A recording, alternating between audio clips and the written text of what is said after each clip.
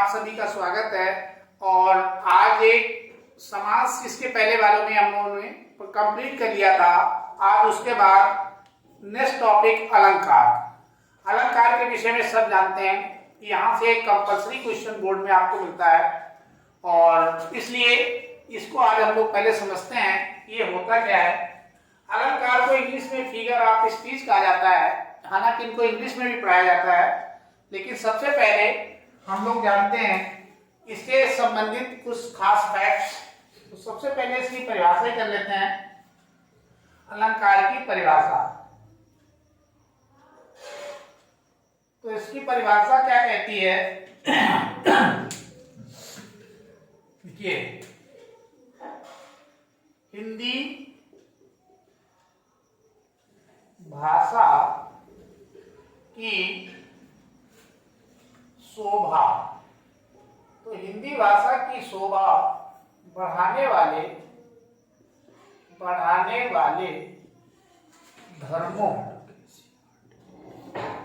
धर्मों को अलंकार कहते हैं।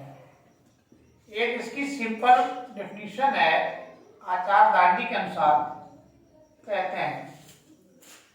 अब अलंकार का अर्थ ये आपसे पूछा जाता है, तो दूसरे में आप बता सकते हैं अलंकार का अर्थ।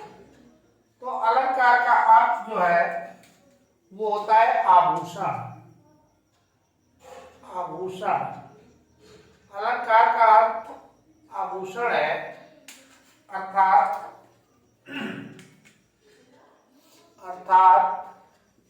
जिस प्रकार से स्त्रियां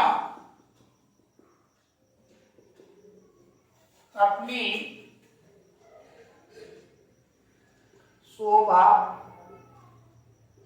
बढ़ाने के लिए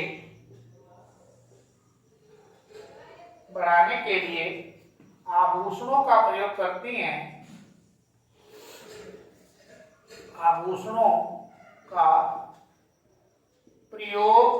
करती हैं, ठीक उसी प्रकार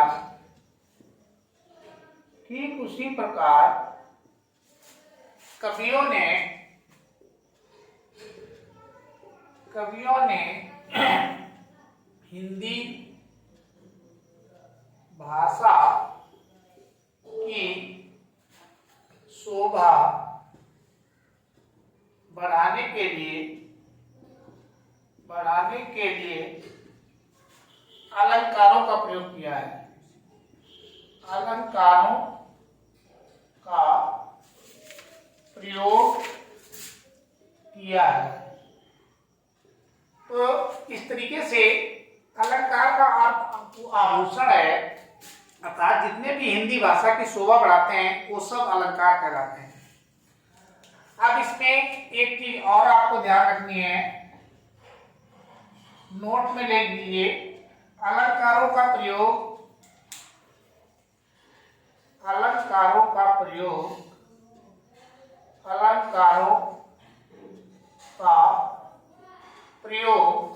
गद्य एवं पद्य दोनों में किया जाता है। ध्यान रखना, दोनों में किया जाता है। तो इसको गद्य में भी किया जाता है और पद्य में भी किया जाता है, तो इनका दोनों में प्रयोग किया जाता है। ये एक महत्वपूर्ण चीज है। और एक चीज इसी से संबंधित और ध्यान दीजिए, एक कवि थे भरत मुनि ने सबसे पहले अपनी रचना में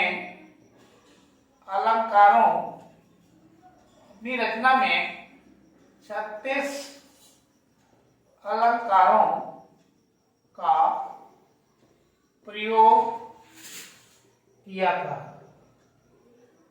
तो सबसे पहले इन्होंने अपनी रचना में अलंकारों का प्रयोग किया था। अलंकार का अर्थ हम लोगों ने समझ लिया है कि जो हिंदी भाषा की शोभा बढ़ाते हैं, तो शोभा बढ़ाने वाले सभी धर्मों को अलंकार कहा जाता है। अब बात आती है कि हिंदी भाषा की शोभा कितने प्रकार से बढ़ाई जा सकती है। तो हिंदी भाषा की शोभा हम दो प्रकार से बढ़ा सकते हैं। या तो हिंदी भाषा के शब्दों में चमक उत्पन्न कर दें, या फिर हिंदी भाषा का शब्द तो वैसे रहने दें, उसकी अर्थ में चमक उत्पन्न कर दें। तो इसलिए अलंकार मुख्य रूप से दो प्रकार के हो जाएंगे। जो शब्दों में चमक उत्पन्न करेंगे वो शब्द अलंकार, और जो अर्थों में चमक उत्पन्न करेंगे वो अर्थालंकार। अब यहाँ पे इसको हम पहले हटा देते हैं, फिर आगे लिखते हैं।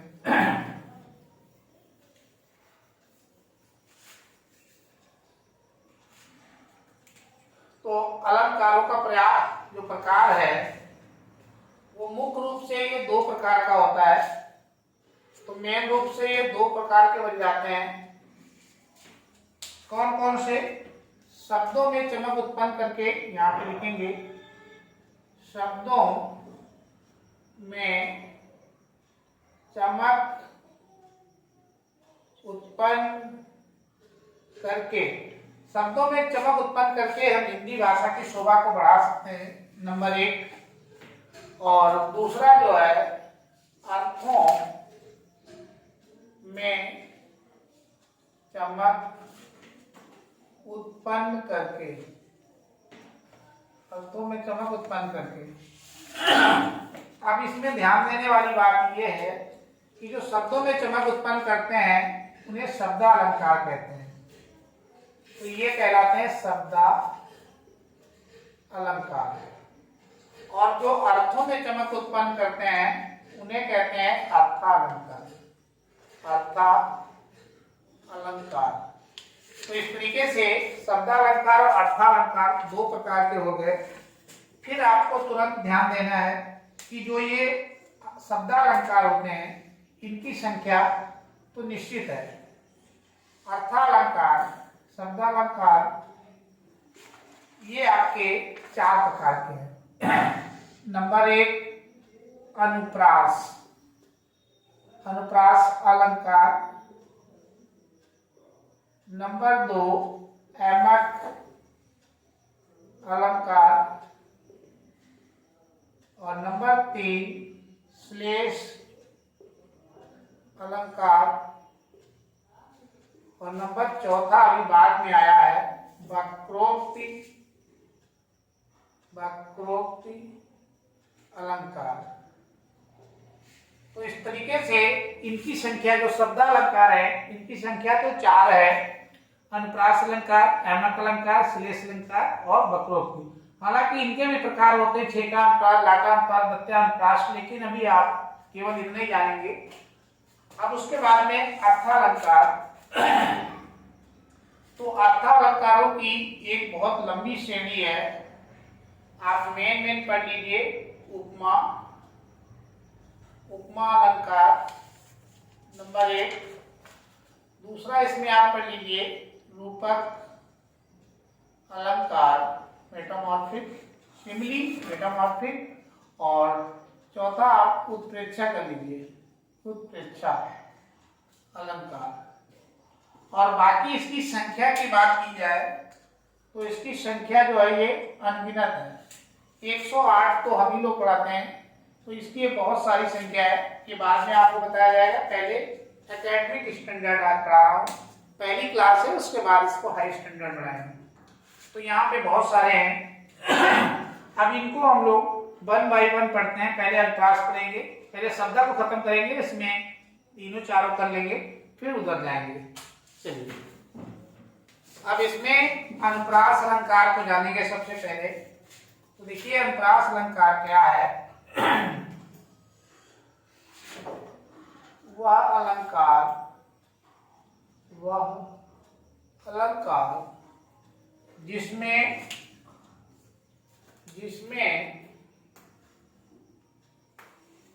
वर्णों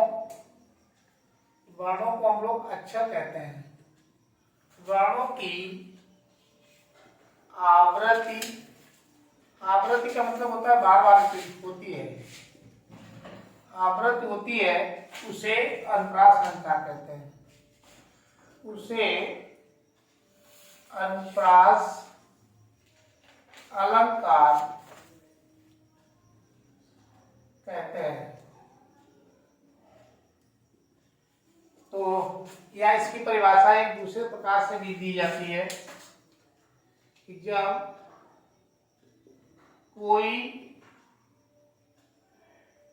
जब किसी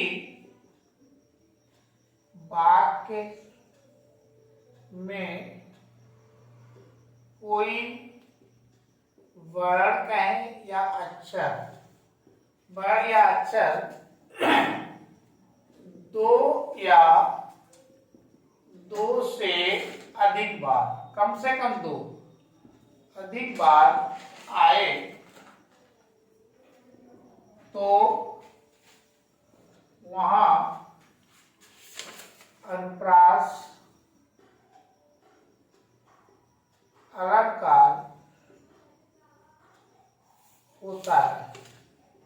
अब ये ध्यान रखिएगा, कोई भी अलंकार की परिभाषा तभी आपकी काउंट होगी जब आप उदाहरण सहित लिखेंगे। तो इसका कोई एग्जाम्पल दे दीजिए, उदाहरण लिख दीजिए यहाँ पे। चाचा ने चाची को चांदी के चम्मच में चांदनी रात में 4 चम्मच चटनी चटाई। अब यहाँ पे आप देख रहे हैं कि नॉर्मली वर्ड है, लेकिन एक वर्ड को रिपीट होने से इसकी शोभा बढ़ गई है, कहने में अच्छा लगने लगा है। देखिए 4 शब्द जो है वो बार बार आ रहा है। इसके बार बार आने से इसकी आवृत्ति हो रही है, इसलिए ये खूबसूरत लग रही है। यही अलंकार है कि जो हिंदी भाषा की शोभा को बढ़ा दे, उसकी खूबसूरती को निखार दे, वही अलंकार कहलाता है। एक इसमें आप और लिख सकते हैं, बागन में बनन में बगरो बसंत है। बागन में बनन में बगरो बसंत है।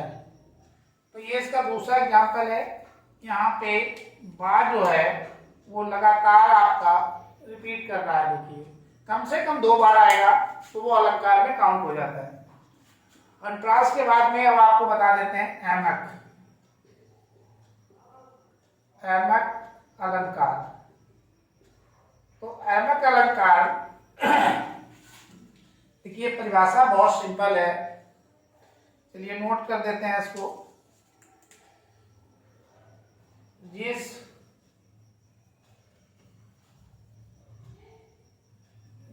वाक्य में या जहां पर, जिस वाक्य में या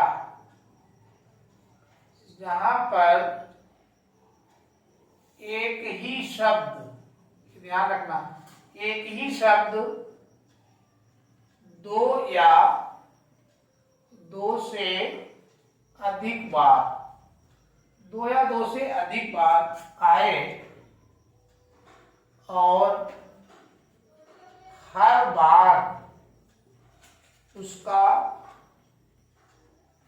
अर्थ अलग अलग हो, अलग अलग हो, तो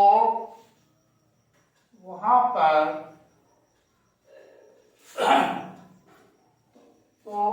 पर एमक अलंकार होता है। इस तरीके से डिफिनेशन लिख सकते हैं। अपने एग्जाम्पल को देकर के इसकी पुष्टि करें। एग्जाम्पल इसका बहुत चर्चित है। कनक ते सौ मुनि, कनक ते सौ मुनि मादकता अधिकार, मादकता तो नशीली चीज, मादकता अधिकार वो पाए बोरात जग, जग माने संसार, यह पाए, वो पाए बोरात जग, यह खाए बोरा। देखिए यहाँ पे एक शब्द है कनक, जो एक से अधिक बार आया है और हर बार इसका अर्थ अलग है। तो पहला जो कनक है यहाँ पे लिखिए, इसको एक्सप्लेन करना पड़ता है। पहले कनक का अर्थ है पाए बोरात जग। तो पहला हमने जो कनक लिया है बोराना पाए, तो वो है सोना। ज्यादा सोना चांदी या धन दौलत जिसको मिल जाती है वो इंसान बोरा जाता है। और दूसरे कनक का अर्थ है, दूसरे कनक का अर्थ है धतूरा। धतूरा एक नशीला पदार्थ होता है, इसको खा लेने से आदमी बोरा जाता है और ज्यादा धन दौलत पा जाने से आदमी बोरा जाता है। तो दोनों ही केस नाम एक है लेकिन अर्थ अलग अलग हैं। तो इस तरीके के अलंकार को ऐमक अलंकार कहा जाता है। चलिए अब इसमें तीसरा जो अर्थ शब्द अलंकार है वो श्लेष। तो यहाँ पे एक पूछा जाता है, श्लेष का अर्थ है चिपका हुआ, चिपका हुआ। तो श्लेष का अर्थ है चिपका हुआ, अर्थात जब एक ही शब्द में कई अर्थ निकले तो वहां पर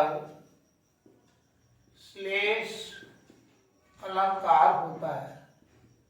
तो वहां पे श्लेष अलंकार होता है जब एक ही शब्द में अर्थात करके आप लिख सकते हैं, अर्थात जब एक ही शब्द में कई अर्थ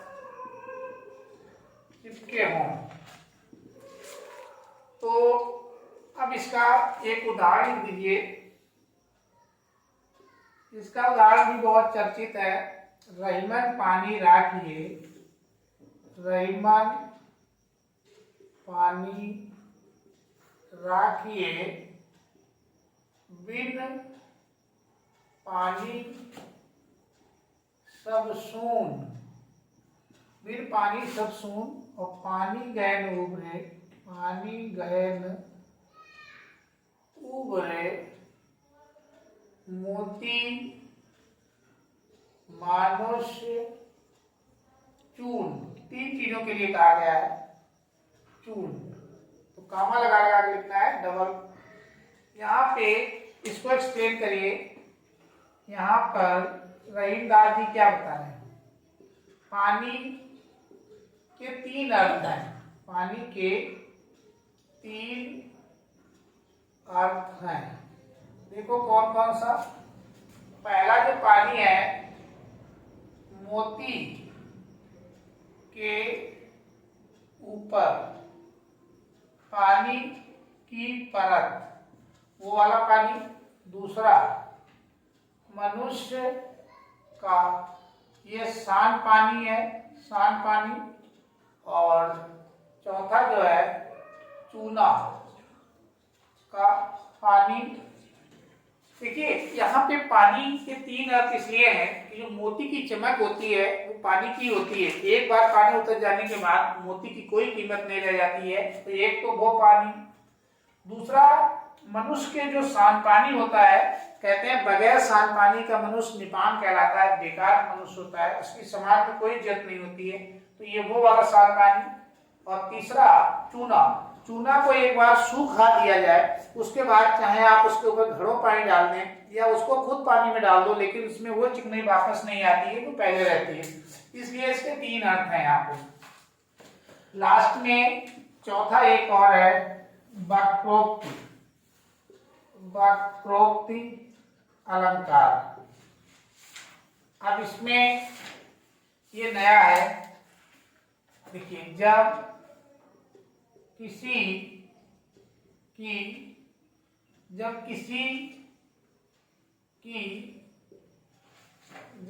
की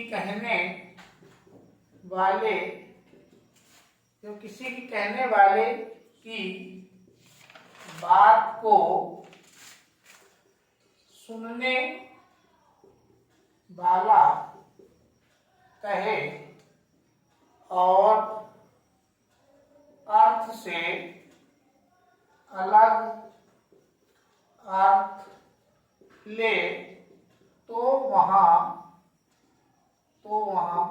वक्रोक्ति अलंकार होता है,